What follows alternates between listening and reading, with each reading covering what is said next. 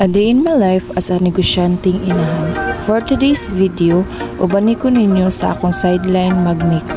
Akong make-upan di ay usa ka hardworking student na nagtrabaho sa 7-Eleven and then graduating na siya sa course na education. Nibiyahe ko alas 6 sa kabuntagon padung sa among meet-up location. Sa 7-Eleven dapit sa CTU na school. Naabot na ko sa among meet-up location. While waiting ni client, gi-check sa nako akong gulingon kay mura jud gibagyo akong buhok sa biyahe sa motor. Naanaday ko ron sa boarding house sa akong client. Pag-abot, gisugdan na nako iyang buhok kay simple raman iyang gusto, hipuson ra ang iyang buhok. Pag human ako og tawod sa ribbon, ako na din giset iyang buhok sa setting spray aron maset na iyang buhok ug dili na magsamok-samok ang mga baby hair. Ug sa way paglangay, nag-start na ko sa iyang.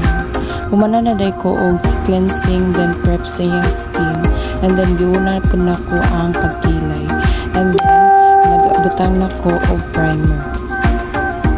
Og dili na nako tagsa-tagsaon ug unsa pa na akong gipamutang sa iyang nang kay perteng hanga ka mag voice over.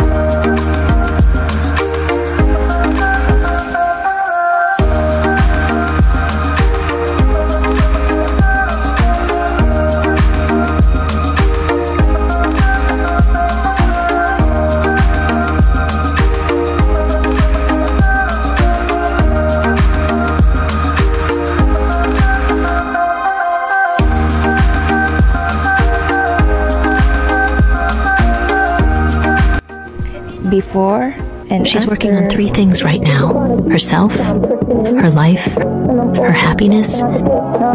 She is me.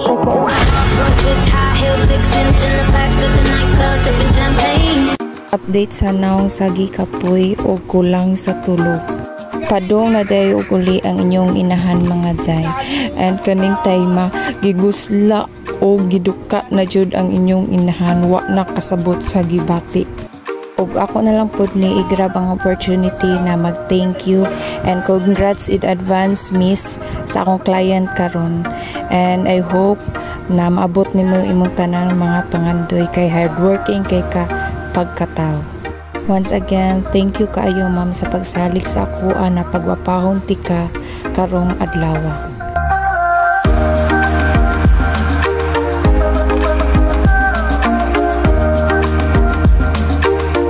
Thanks for watching. Amping!